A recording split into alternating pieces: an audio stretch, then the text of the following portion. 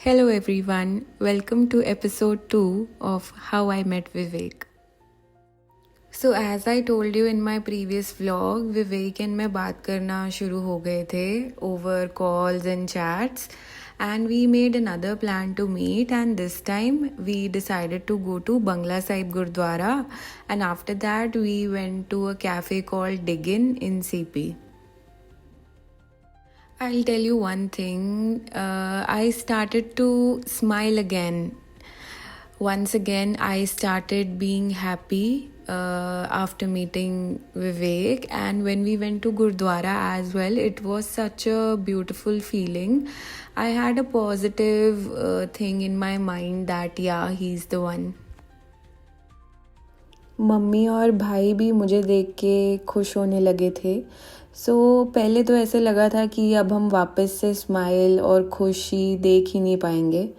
But since the day Vivek entered my life I started to smile once again, and this was a biggest thing which happened. And सबको ये लग रहा था कि या he could be the right fit, the right match for me. Since getting married is one of the biggest decisions of one's life, so horoscope wise kundlis were matching and everything was good, but we wanted an answer from our Guruji. If you know, I follow Guruji Maharaj from Chhatarpur.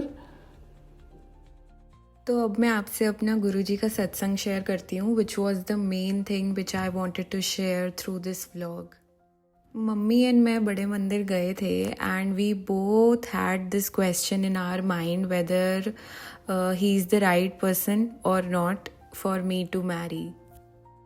Because in the past as well, when we had certain kind of doubts or questions in our mind, we used to ask those from Guruji, क्योंकि गुरुजी रास्ता दिखाएंगे. ये हमें एक believe है, एक faith है, because we have surrendered our lives to him, and this time as well we went with this question and were hoping कि कुछ ना कुछ तो गुरुजी इशारा देंगे या कुछ आंसर देंगे. हमारे मंदिर में दर्शन हो गए, हमने लंगर कर लिया एंड वापस जाने का टाइम आ गया था. And until then we didn't get any kind of इशारा और आंसर फ्रॉम गुरुजी और any of his sangat. Also I wanted to share one thing more, कि जिस दिन हम मंदिर गए थे उस दिन गुरुपूरब था, एंड जब हम घर से निकले थे तो हम नगर कीर्तन के दर्शन करके ब्लेसिंग्स लेके मंदिर के लिए निकले थे. And additionally on the day when Vivek was born it was Gurpurab. हम मंदिर से निकले थे एंड गाड़ी हमारी मंदिर के सामने वाले फार्म हाउस की पार्किंग में खड़ी थी, क्योंकि फेस्टिवल्स वाले दिन पे जो मंदिर की अपनी पार्किंग है वो फुल रहती है, एंड आसपास वाले फार्म हाउसेस को पार्किंग में कन्वर्ट कर देते हैं वो लोग. तो हम अपनी गाड़ी पिक करने सामने वाले फार्म हाउस में गए, एंड मम्मी और मेरा कज़न जो कि साथ गए थे वो दोनों वॉशरूम गए थे, and I was sitting in the car all alone.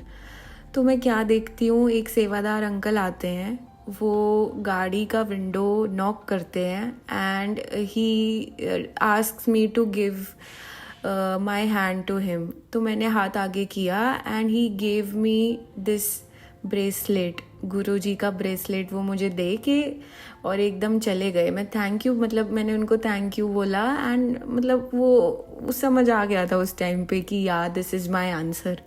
And जैसे ही मम्मी और भाई गाड़ी में बैठे, आई शोड देम कि आंसर मिल गया, ये लो the answer which we were looking for, जिसके लिए हम आज मंदिर आए थे उसका आंसर हमें मिल गया.